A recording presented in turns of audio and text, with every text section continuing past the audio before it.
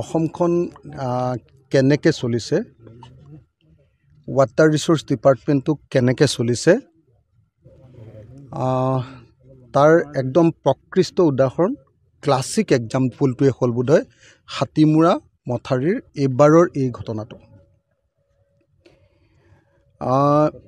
আচলতে অসমৰ water resource department বা বান নিয়ন্ত্ৰণ যিটো বিভাগ, আগতে আমি বান নিয়ন্ত্ৰণ বুলি কৈছিলোঁ, ৱাটাৰ ৰিচোৰ্চ ডিপাৰ্টমেণ্টটো যে আচলতে এতিয়ালৈকে বৈজ্ঞানিক গৱেষণাৰ আধাৰত চলা নাই, চাইণ্টিফিক টেম্পাৰ্টমেণ্ট যে তেওঁলোকৰ নাই,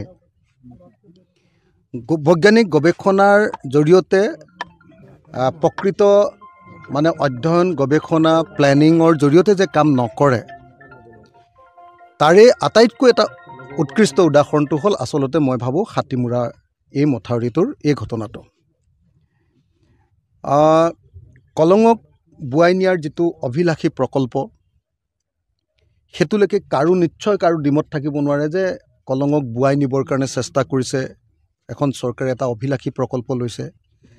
কিন্তু সেই অভিলাষী প্ৰকল্প এটা ল'বৰ কাৰণে ব্ৰহ্মপুত্ৰৰ লগত যেতিয়া খেলা কৰিব, নিশ্চিতভাৱে তাৰ ওপৰত গভীৰ গৱেষণা কৰি তাৰ ওপৰত ইণ্টাৰনেশ্যনেল ষ্টেণ্ডাৰ্ডৰ এটা কাম আৰম্ভ কৰিব লাগিব।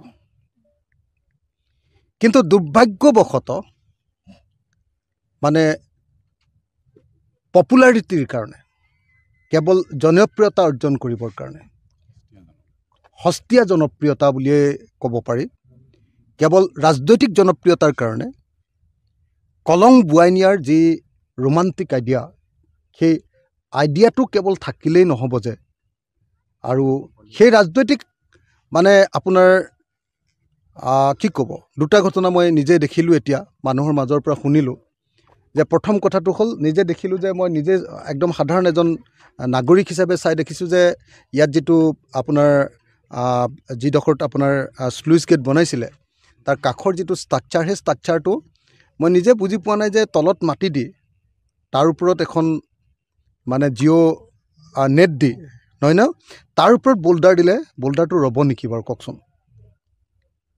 এইটো কি টেকন'লজি মই বুজি নাপালোঁ। ২ নম্বৰ কথাটো হ'ল যে ব্ৰহ্মপুত্ৰৰ লগত কলঙক যুক্ত কৰিবলৈ লৈছে। আগফালে ব্ৰহ্মপুত্ৰৰ পৰা যিখন কলং খান্দি আনিছে সেইখন বহল, কিন্তু স্লুইচ গেটটো সৰু। যদি স্লুইচ গেটটো সৰু ঠেক আৰু আগফালৰ কলংখনো বহল, পিছফালৰ কলংখনো বহল, তেতিয়াহ'লে ডেফিনেটলি সেই স্লুইচ গেটখনৰ মান এনেকুৱা হ'ব লাগিব যিটো মানত কোনোপধ্যে ব্ৰহ্মপুত্ৰৰ কোবাল সোঁতত অহা পানীয়ে তাতে সেই স্লুইচ গেটখন ভাঙি নিব নোৱাৰিব। কিন্তু তাৰ বিপৰীতে দেখা গ'ল যে এইবাৰ পৰীক্ষণ কৰাৰ আগতেই এই স্লুইচ গেটখন বেয়া হৈ আছে। মানে স্লুইচ গেটখন বনাইছে, মানে ব্ৰহ্মপুত্ৰৰ স্লুইচ গেট, আপুনি চাব দেই, কলং বোৱাই নিবৰ কাৰণে, সেইখন টেষ্ট কৰিবৰ সময়তে ভাগি গৈছে। তেনেকুৱা ষ্টেণ্ডাৰ্ডেৰে নিৰ্মাণ কৰা এটা কামৰ জৰিয়তে ব্ৰহ্মপুত্ৰৰ লগত খেলা কৰি আচলতে আমাৰ ৱাটাৰ ৰিচোৰ্চ ডিপাৰ্টমেণ্টে, বিজেপি চৰকাৰে আমাৰ হাজাৰ হাজাৰ মানুহক কেইবাৰ বিপদত পেলালে।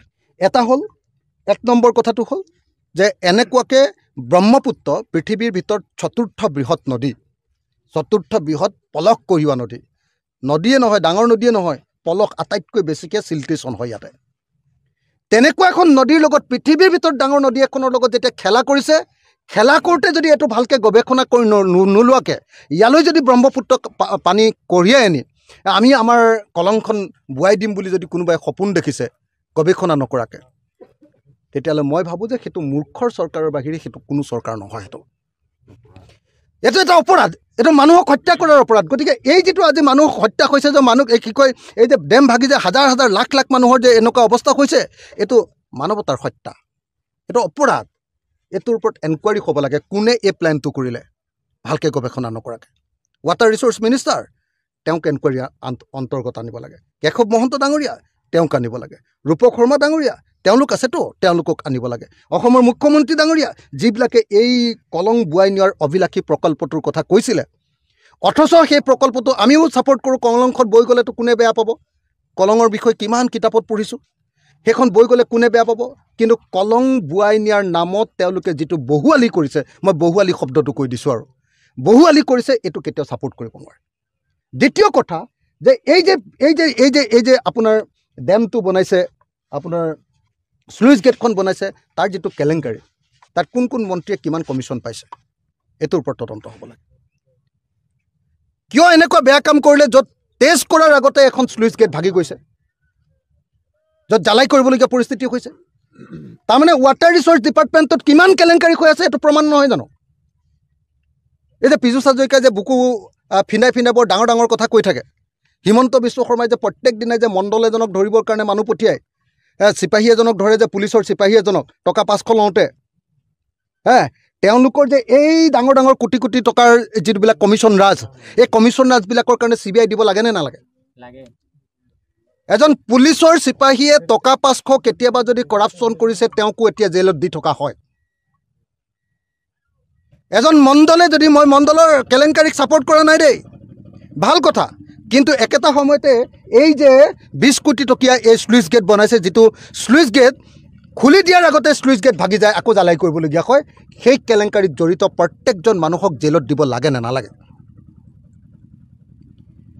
আৰু কলং বুৱাই নিয়াৰ অভিলাষী প্ৰকল্পৰ নামত এই যে হাজাৰ হাজাৰ মানুহৰ ঘৰ ভাঙি গ'ল, ঘৰ উটি গ'ল, ঘৰৰ ইউটেনচিল, ঘৰৰ বাচন বৰ্তন, ঘৰৰ কাপোৰ কানি নষ্ট হ'ল, ঘৰৰ ইনফ্ৰাষ্ট্ৰাকচাৰ নষ্ট হ'ল।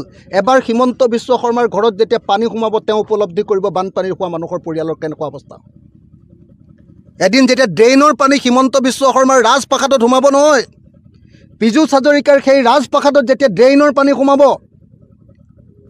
আৰু তেওঁলোকৰ বিচনা যেতিয়া, তেওঁলোকে শুই থকা মেট্ৰেছ যেতিয়া, তেওঁলোকৰ সোণৰ বিচনাত যেতিয়া পানী সোমাব, তেতিয়া তেওঁলোকে উপলব্ধি কৰিব যে বানপানীত পৰা মানুহৰ অৱস্থা কি হয়।